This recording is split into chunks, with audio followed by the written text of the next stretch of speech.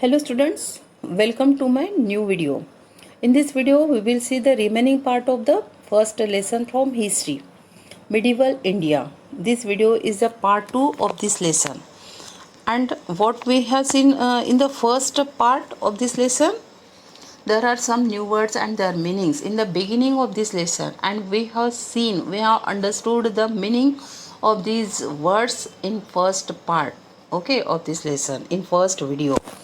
Then we have seen about the visiting the past, and what is here in this para, in this topic, our past divided into three periods: ancient, medieval and modern period. Okay. And about ancient period, we have seen in six standard, यानी six standard में हमने ancient period के बारे में पढ़ा. And in this year we will study about the medieval period. Okay, medieval period के बारे में हमें ये साल पढ़ना है. Then we have seen about what does the word medieval mean in history. अब मिडिवल हम हिस्ट्री में किसे बोलेंगे, कौन से पीरियड को बोलेंगे? Okay, there are three periods: ancient, medieval and modern. And ये जो एंशियंट और मॉडर्न पीरियड है, इसके बीच में जो मिडिवल पीरियड है उसे हम बोलेंगे medieval period. Okay, ancient and modern period के बीच के पीरियड को हम बोल रहे हैं मिडिवल पीरियड. एंड किसका पीरियड था ये? यहाँ पे रूलर्स, किंग, क्वींस का ये पीरियड था. Okay. And this medieval period again divided into two periods: early medieval period and late medieval period. Okay, ये जो medieval period है इसके फिर से पार्ट हुए हैं: early medieval period and late medieval period. And then we have seen about the India and its different names. जो भी इंडिया को नेम्स थे in earlier period, there were different names to our India, and we have seen about it. Okay, in the in the first part of this video. हमने ये video के first part में जो भी names थे India को उसके बारे में देखा है. Then we have seen about the importance of medieval history, and there is the importance means जो भी medieval history है ये बहुत ही important है. There were different types of the development during this period. That's why this period is important in history. Okay. During this period there were Muslim dynasty. Okay, ये जो medieval period था यहाँ पे Muslim dynasty थी. And the Muslim rulers provided political stability for many centuries. बहुत सालों तक Muslim dynasty थी, Muslim rulers थे. And that's why there was stability, political stability, and as a result there was an increase in trade and commerce. और ये जो भी political stability थी उसकी वजह से जो भी trade थे, जो भी व्यापार था, business थे, ये develop हो चुके थे. And that's why common people were happy. Okay. And oversee trade flourished. जो भी ओवरसी ट्रेड्स थे ये भी यहाँ पे डेवलप्ड हो चुके थे. Then spread of Islam and bhakti and Sufi movements. There were some movements during this medieval period, and these movements were spread there like Islam, Bhakti and Sufi movements. Then art and architecture were developed during this medieval period. ये जो medieval period था यहाँ पे art and architecture develop हो चुका था. जो भी आर्ट और आर्किटेक्चर हमने medieval period में देखा उसके पहले ऐसा आर्ट एंड आर्किटेक्चर नहीं था. Okay. Then sources, we have seen about these sources. There are two main sources of medieval history. और ये जो हम मेडिवल हिस्ट्री के बारे में ये साल पूरा पढ़ने वाले हैं, तो यहाँ पे मेडिवल हिस्ट्री के कितने सोर्सेस है? To types of sources. Okay. And students, what is mean bye sources? Sources किसे बोलेंगे हम? जो भी ऑब्जेक्ट्स है, जो भी थिंग्स है, उसे हमें पास्ट के बारे में इंफॉर्मेशन मिलती है। उसका स्टडी करके हिस्टोरियंस हमें पास्ट के बारे में इंफॉर्मेशन प्रोवाइड करते हैं, उसे हम बोलेंगे sources. Okay, got it. And there are two types of the sources of medieval history: archaeological sources and literary sources. And what is in archaeological sources? क्या आएगा ये आर्कियोलॉजिकल सोर्सेस में? monuments means historical buildings. Okay, and in literary sources में क्या आएगा? written record. okay, जो भी written records थे medieval period के, वो सभी written records आएंगे literary sources में. Then now we have to see about the historians and their sources. Page number 9. 1 minute, wait. Historians and their sources. We have to see, we have to study about historians and their sources. Now, the medieval period saw an extensive use of paper, which was cheap and therefore widely used to write extensive accounts related to religion, rule of different kings, cultures and traditions, society and life of the people, judicial system and the taxation system with a detailed accounts of wars and peace settlements. And ये जो medieval period था, यहाँ पे बहुत सारा paper use किया जाता था and this paper was cheap. Okay, ये जो पेपर थे ये चीप थे एंड देयरफॉर वाइडली यूज्ड, और इसीलिए वो बहुत सारा यूज़ होता था, बहुत सारे लोग ये पेपर यूज़ किया करते थे. For what? To write extensive accounts related to religion. जो भी रिलीजन थे उनके बारे में कुछ अकाउंट्स वहाँ पे लिखे जाते थे एंड कुछ अलग अलग किंग्स, डिफरेंट किंग्स थे, उनके रूल्स के बारे में वहाँ पे रिटर्न रिकॉर्ड बनाया जाता था एंड कल्चर एंड ट्रेडिशंस के बारे में वहाँ पे कुछ रिटर्न रिकॉर्ड बनाया जाता था ऑन पेपर एंड कुछ society and life of people, लोगों का लाइफ कैसा था इसके बारे में भी वो कुछ लिखा करते थे. And judicial system, you know judicial system means court के बारे में भी वहाँ पे रिकॉर्ड बनाए जाते थे. कोर्ट के बारे में मीन्स कोर्ट में भी वहाँ पे कुछ रिकॉर्ड्स बनाए जाते थे. एंड द टैक्सेशन सिस्टम, और जो भी टैक्सेशन सिस्टम थी वहाँ पे भी रिकॉर्ड्स बनते थे. As a result manuscript were prepared and इसकी वजह से वहाँ पे मैन्यूस्क्रिप्ट प्रिपेयर्ड हुई, बनाई जाती थी. That now provide valuable information to reconstruct ancient periods of history. And ये जो मैन्यूस्क्रिप्ट है, what is mean by manuscript? You know what is mean by manuscript? Hand written record, जो हाथों से लिखा जाता था उसे हम बोलेंगे मैन्यूस्क्रिप्ट. लाइक अ बुक जैसे रहते थे ये. Okay, manuscript. What is mean by manuscript? Hand written record. Got it. And ये जो भी मैन्यूस्क्रिप्ट है मिडिवल पीरियड की, ये हमें बहुत ही वैल्यूएबल इंफॉर्मेशन प्रोवाइड कर रहे हैं reconstruct ancient periods of history. Okay, ये जो भी मैन्यूस्क्रिप्ट है यहाँ से हमें बहुत ही वैल्यूएबल इंफॉर्मेशन मिल रही है हिस्ट्री रिकन्स्ट्रक्ट करने के लिए. एंशियंट पीरियड की जो भी हिस्ट्री है, जो भी मिडिवल पीरियड की हिस्ट्री है, वो रिकन्स्ट्रक्ट करने के लिए हमें यहाँ से वैल्यूएबल इंफॉर्मेशन मिल रही है. कहाँ से?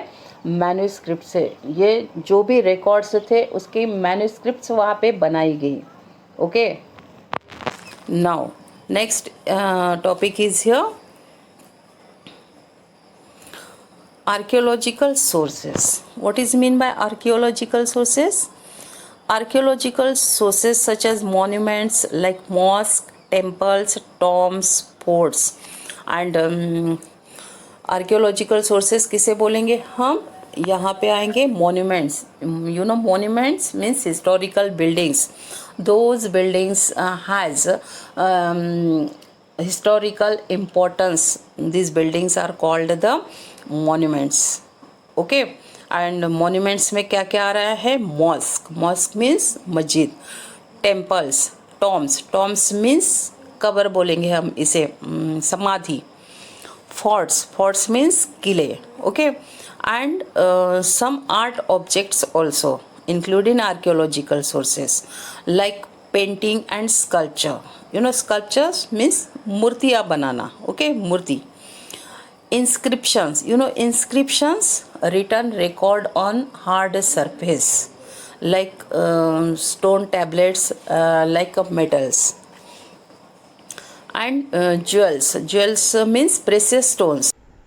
These sources are available to us for what? Through these sources we can get the information about the medieval period. Okay, हमें ये जो भी सोर्सेस है, ये सोर्सेस से बहुत सारी इंफॉर्मेशन मिलती है मिडिवल पीरियड के बारे में. They give valuable information of the period to which they belongs. और कौन से पीरियड में ये फॉर्म हुए हैं, वो पीरियड के बारे में हमें ये जो भी सोर्सेस है इनसे इंफॉर्मेशन मिलती है. Next there is monuments. What are monuments? Monuments are old temples, mosques, palaces, forts, tombstones and clock towers are called monuments, and all these buildings are included in monuments. Like old temples, mosque means masjid, palaces means mahal, forts means किले, tombstones means कब्र बोलेंगे इसे हम, समाधि.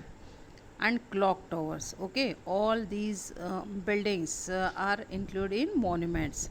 The Taj Mahal and Fatehpur Sikri in Agra, Red Fort in Delhi and Brihadeshwara temple in Thanjavur are some examples, and these are the examples of monuments. Okay, monuments showcase the style of architecture that highlights the religious or foreign influences. And ये जो भी monuments है इसे हमें architecture style के बारे में पता चलता है जो मिडिवल पीरियड में थी, और जो भी रिलीजियस एंड फॉरेन इन्फ्लुएंसेस थे उस पर भी ये मोन्यूमेंट्स हाइलाइट्स करता है.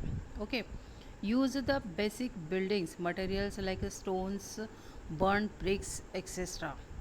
Show the advancement and research to ensure strength and quality. और वहाँ पे जो भी बिल्डिंग मटेरियल यूज़ होता था, जैसे stones and burn bricks means जो बीट हम यूज़ करते हैं कंस्ट्रक्शन के लिए, वो वहाँ पे भी यूज़ की जाती थी. एंड इसे क्या पता चलता है? Advancement of this period and research to ensure strength and quality, कि कहाँ से स्ट्रेंथ मिलेगी और वहाँ के क्वालिटी के बारे में हमें पता चलता है ये मॉन्यूमेंट से. Okay. Carvings. You know carvings means work on stones by cutting. Stones cut करके कुछ डिज़ाइन बनाई जाती है, that work is called carving. Okay. And sculptures means मूर्ति कला. Showcase creative skills of artisans as well as customs, food, habits, dresses and jewelry and various hairstyles of that period.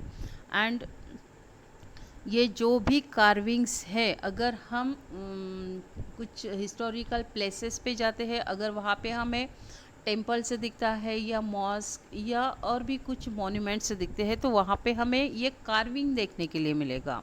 यानी वहाँ पे कुछ वर्क किया रहता है, डिज़ाइन बनाई हुई रहती है एंड कुछ मूर्तियाँ बनाई हुई रहती है. तो इससे हमें वहाँ के जो भी आर्टिसंस थे उनके क्रिएटिव स्किल के बारे में पता चलता है, और वहाँ पे जो भी लोग रहते थे उनके कस्टम्स के बारे में पता चलता है. कस्टम्स मीन्स रीति रिवाज, उनकी food habits, okay, and dresses, यानी वो क्या पहनते थे, ये हमें ये जो भी कार्विंग है, जो भी स्कल्पचर है, इससे पता चलता है।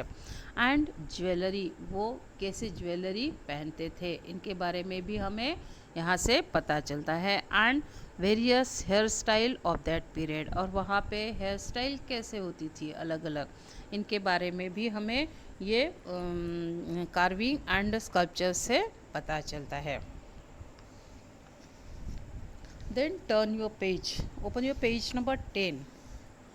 On the whole, monuments depicts the vision and interest of the ruler towards the enriching the culture and talent.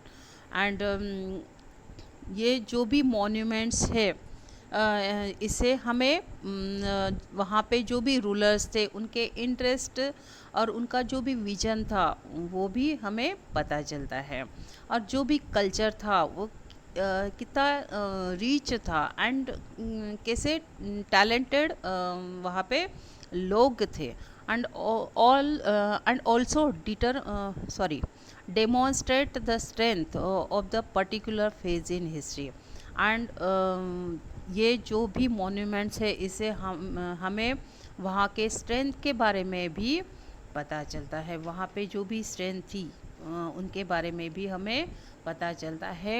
ये मॉन्यूमेंट से डेमोन्स्ट्रेट होता है।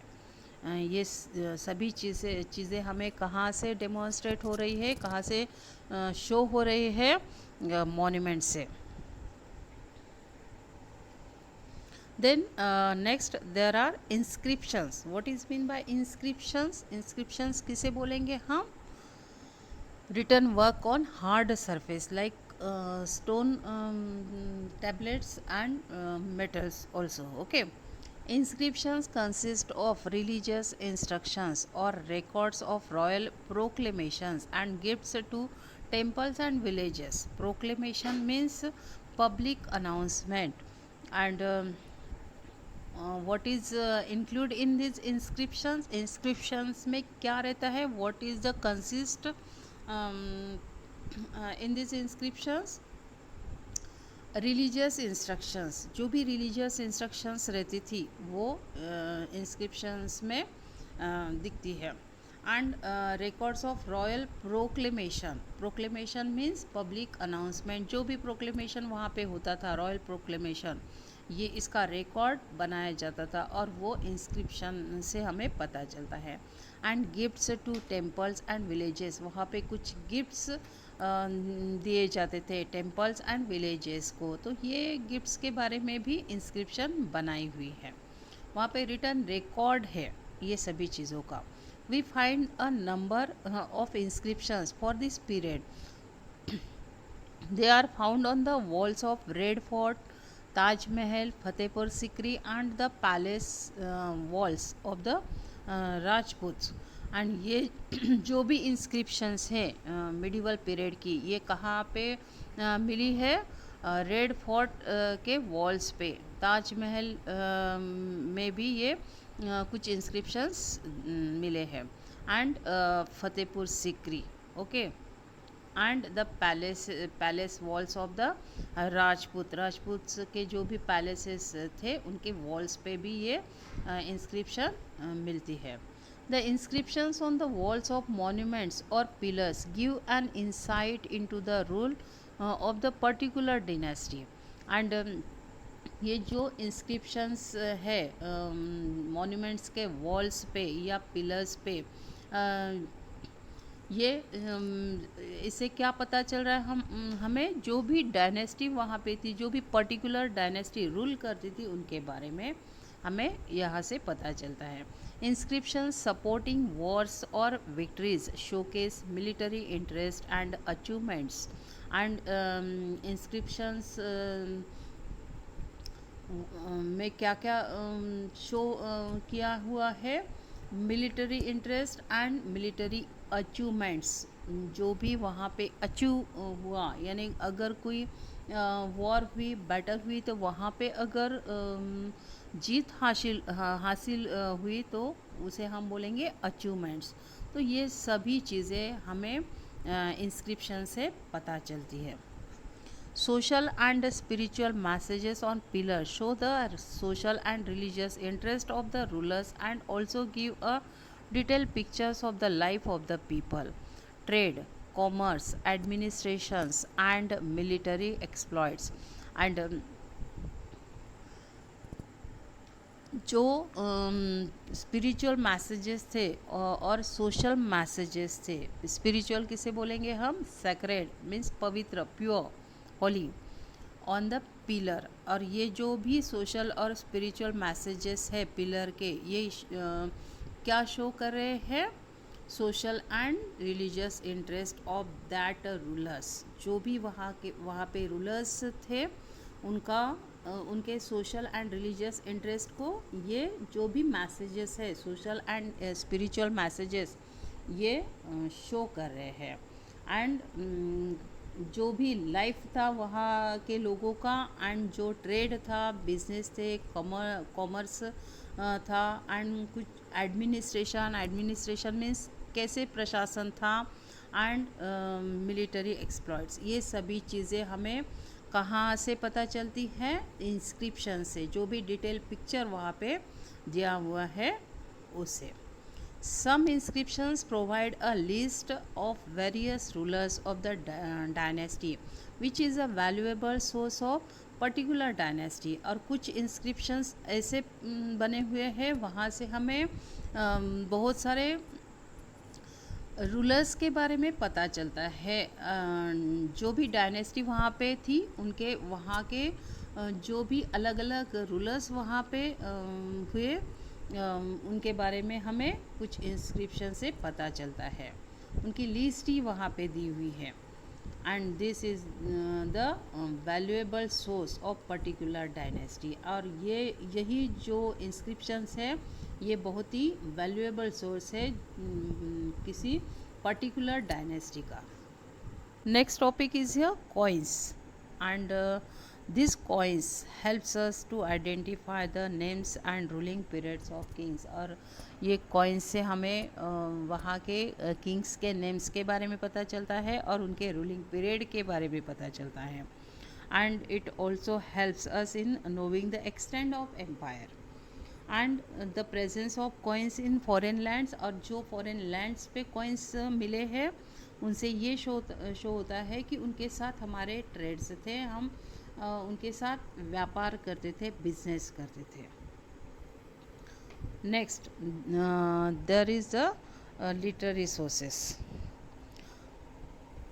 Literary sources are the written records like chronicles of courts. What is mean by chronicles? Chronicles of courts means in earlier period in the court of rulers there were some events, and these events recorded there. Okay, जो भी वहाँ पे court में events होते थे वो record किए जाते थे, लिखे जाते थे, उसे हम बोलेंगे क्रॉनिकल्स। एंड ये जो भी इवेंट्स थे ये सीक्वेंसली वहाँ पे रिकॉर्ड होते थे। These written records are called the chronicles of court.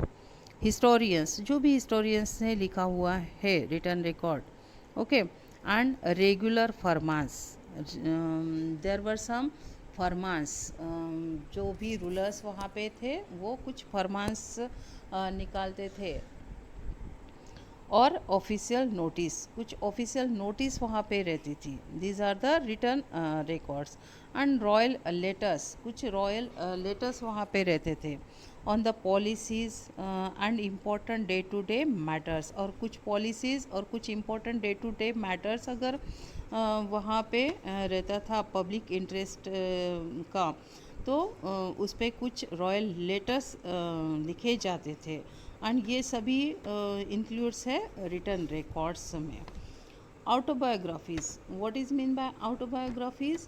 खुद के बारे में कुछ लिखना, उसे हम बोलेंगे खुद के लाइफ के बारे में कुछ लिखना, that is called the autobiography. And biographies means दूसरे के बारे में, दूसरे के लाइफ के बारे में लिखना, that is called the biographies. Court records, there were some court records also। and travelers, travellers means जो भी विजिटर्स अपने इंडिया में आते थे वो कुछ अपने इंडिया के बारे में, अपने इंडियन प्लेसेस के बारे में, रूलर्स के बारे में कुछ लिखते थे, रिटर्न रिकॉर्ड बनाते थे. That is called the travellers. Okay. And which records are included in literary sources. There are some written records, chronicles of court, historians, regular firmans, official notice, royal letters, and autobiographies, biographies, court records, and travelogues. Okay.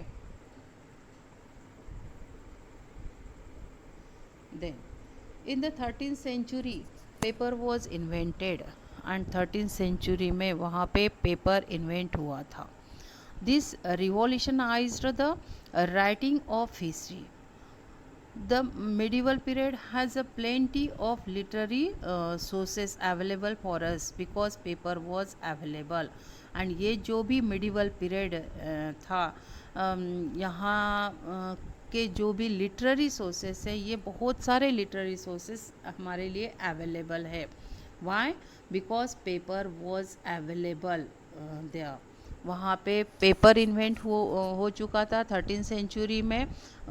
Paper invent होने की वजह से paper बहुत सारे papers वहाँ पे available थे और उसकी वजह से जो भी लिटरेरी सोर्सेस है वो बहुत सारे लिटरेरी सोर्सेस अवेलेबल है हमारे लिए. और ये लिटरेरी सोर्सेज से हमें बहुत सारी इंफॉर्मेशन मिलती है मिडिवल पीरियड के बारे में. Actually paper was now extensively used for writing which was otherwise done on palm leaves or on the bark of birch trees, sheep leather, wooden blocks, and stone tablets, etc. and ये जो भी paper है, ये बहुत सारे paper use किए जाते थे राइटिंग के लिए इन मिडिवल पीरियड. नहीं तो जो भी राइटिंग था वो किस पे लिखा जाता था, किस पे होता था? On palm leaves, bark of the birch trees, या जो भी शीप का लेदर रहता था उस पे लिखा जाता था, या वुडन ब्लॉक्स पे या स्टोन टैबलेट्स पे. ओके.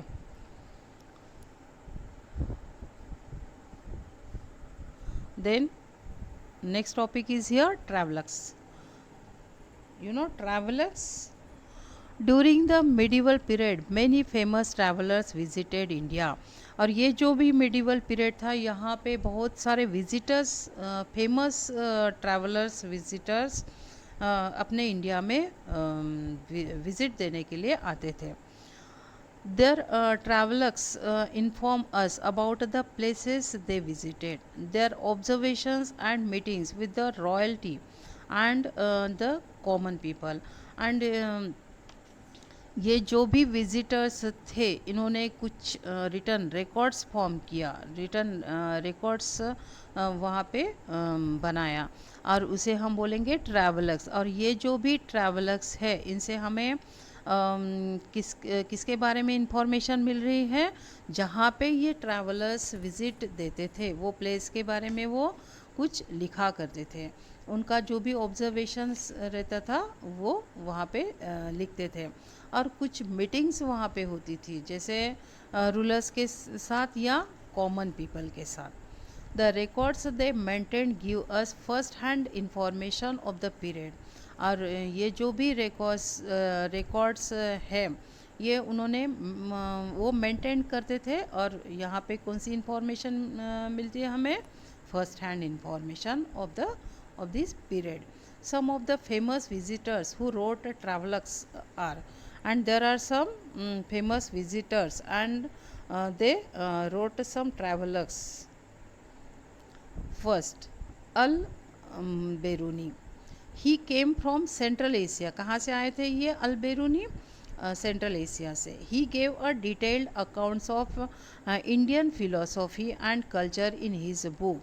अब ये जो भी थे, इन्होंने डिटेल अकाउंट बनाया था अपने इंडियन फिलोसॉफी के बारे में, अपने इंडियन कल्चर के बारे में. उनके बुक में उन्होंने डिटेल लिखा हुआ था. किताब भी Tahqiq Mali ai Hind also known as Tarikh al Hind. Okay, इन्हें ये जो भी बुक्स थे इनके, इसे क्या कहा गया? Tarikh al Hind. Next, Ibn Battuta. He travelled from his birthplace Morocco to visit India during the rule of Tughlaqs. और ये जो इबन बटूटा थे, ये उनका जो बर्थ प्लेस था, जहाँ पे वो बॉर्न हुए थे मोरक्को में, वहाँ से वो इंडिया में आए थे विज़िट के लिए। कौन से रूलर को विज़िट दी थी उन्होंने? Tughlaq. He wrote the book Rihla. और उन्होंने कौन सा बुक लिखा? Rihla travels. Then next, Abdul Razzaq.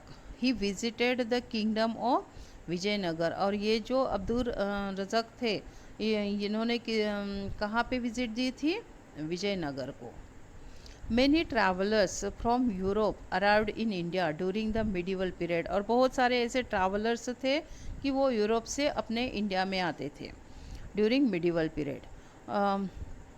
Marco Polo of Venice, Niccolo Conti of Italy, डॉटे Barbosa and Domingo Paes from Portugal, and Sir Thomas Rowe from England, and Bernier and the Tavernier from France, Anastaste Nikitin from Russia। All these travelers visited India during the medieval period। और ये सभी travellers अपने India को visit देते थे medieval period में। Okay, next, turn your page, open your page number 11। there are MCQs, we have to solve these MCQs here। first, when did Ibn Battuta travel to India? there are three options: during the rule of Tughlaqs, B during the rule of Aurangzeb, during the rule of British। A option is answer here। 1 minute wait। A option is answer here. कौन से period में उन्होंने travelling की, अपने visit दी अपने India में? During the rule of Tughlaq. Okay, then which of the following is literary resource of history, and कौन सा लिटरेरी सोर्स है ये यहाँ पे पूछा जा रहा है। First, chronicles of courts and travellers, then B autobiographies and biographies, and C both A and B। and what is answer here? C option। okay, both A and B। why? because chronicles of court and travelers also literary source, and autobiographies and the biographies are also literary source। that's why these are answers, both options are answers here। Okay, what is mean bye literary source? Return records. इसमें क्या आएगा? Return records of medieval period. Sorry, next, chronicles. What is mean bye chronicles? Chronicles are written records of events arranged in the order in which they happened। and what is this chronicle?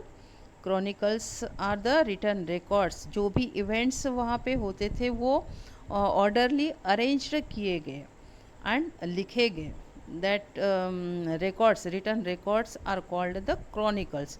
the chronicles would keep records, and most of the time they were the ones whose work gave a detailed account of life and times of the kings। most chronicles are written in Turkish and Persian। और ज़्यादा से ज़्यादा chronicles कौन से language में लिखे हुए हैं? Turkish and the Persian. important chronicles of medieval periods are as follows। there are some important chronicles। Raj Tarangini by Kalhana is the history of the kings of Kashmir. And this Raj Tarangini किसने लिखा हुआ है? कल्हाना ने. And कहा के राजा के बारे में हिस्ट्री है इसमें, Kings of Kashmir. Tariq-e-Firoz Shahi by Ziauddin Barani is a record of the history of sultans of Delhi till the reigns of Firoz Shah Tughlaq. और ये जो तारिक-ई-फिरोज शाही है ये ज़ियाउद्दीन बरानी ने जो लिखा हुआ है. यहाँ पे हमें दिल्ली सुल्तान्स की हिस्ट्री मिलेगी फिरोज शाह तुगलक के रिंग्स तक.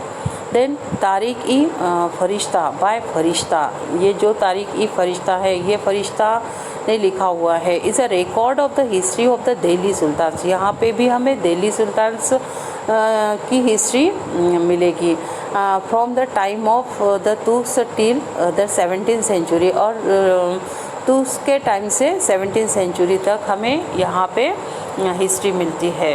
दिल्ली सुल्तान्स के बारे में कुछ रिकॉर्ड्स यहाँ पे मिलता है. Then Khazainul Futuh and Tughlaqnama written by Amir Khusrau. और ये जो तुगलकनामा है एंड खज़ानुल फुतूह है ये अमीर खुजराहो ने लिखा हुआ है. And it tells us about the rings of Khilji and the Tughlaqs. और खिलजी और तुगलक्स के जो रिंग्स था इनके बारे में हमें यहाँ पे कुछ इन्फॉर्मेशन मिलती है. Then autobiographies and the biographies. What is mean by autobiographies? Autobiographies is the story of person's life written by the person's himself herself. And ये जो ऑटोबायोग्राफी है ये खुद के लाइफ के बारे में कुछ लिखना, that is called the autobiography. पूरा लाइफ लिख के रखना, that is called autobiography. And biography is the story of persons life which is written by someone else. Biography means किसी दूसरे पर्सन के बारे में, किसी दूसरे पर्सन के लाइफ के बारे में स्टोरी लिखना, that is called the biography. The autobiographies of the medieval periods are, there are some autobiographies. Okay, first Futuhat-e-Firoz Shahi by Firoz Shah Tughlaq. Then Baburnama by Babur ने लिखा हुआ बाबरनामा है. तुज़ुक-ए-जहांगीर बाय एम्पिरर जहांगीर ने कुछ अपने बारे में यहाँ पे लिखा हुआ है. Important biographies of the medieval periods are as follows. There are some biographies also. Prithviraj Raso by Chand Badai gives a valuable information about the life and adventures of the Chauhan rulers. Prithviraj Chauhan. And ये जो पृथ्वीराज रासो है चंद बड़ाई ने लिखा हुआ, यहाँ पे हमें वैल्यूएबल इंफॉर्मेशन मिलती है जो चौहान रूलर्स थे उनके लाइफ के बारे में और स्पेशली पृथ्वीराज चौहान के बारे में. Then Humayunnama written by the Gulbadan Begum. और ये जो हुमायूंनामा है ये गुलबदन बेगम ने लिखा हुआ है. एंड यहाँ पे हमें कुछ रिकॉर्ड मिलता है, डिटेल अकाउंट मिलता है मुग़ल एम्पियर हुमायूं के बारे में. देन अकबरनामा बाय अबुल फजल. किसने लिखा हुआ है ये अकबरनामा? अबुल फजल ने. एंड यहाँ पे हमें अकबरनामा में कुछ इंफॉर्मेशन मिलती है जो एम्पियर अकबर्स के रिंग्स में जो भी इवेंट्स हुए थे उसके बारे में. Tarikh-i-Sher Shahi by Abbas Sherwani is the biography of the Sher Shah Suri. Okay, and now our lesson is completed here. Students, you have to write down the question and answers of this lesson in your notebook. You have to take 200 pages notebook for whole SST subject. Don't take separate notebook for each subject, means for history, geography and civics. Okay, you have to take only one notebook for whole SST. Okay, have a good day.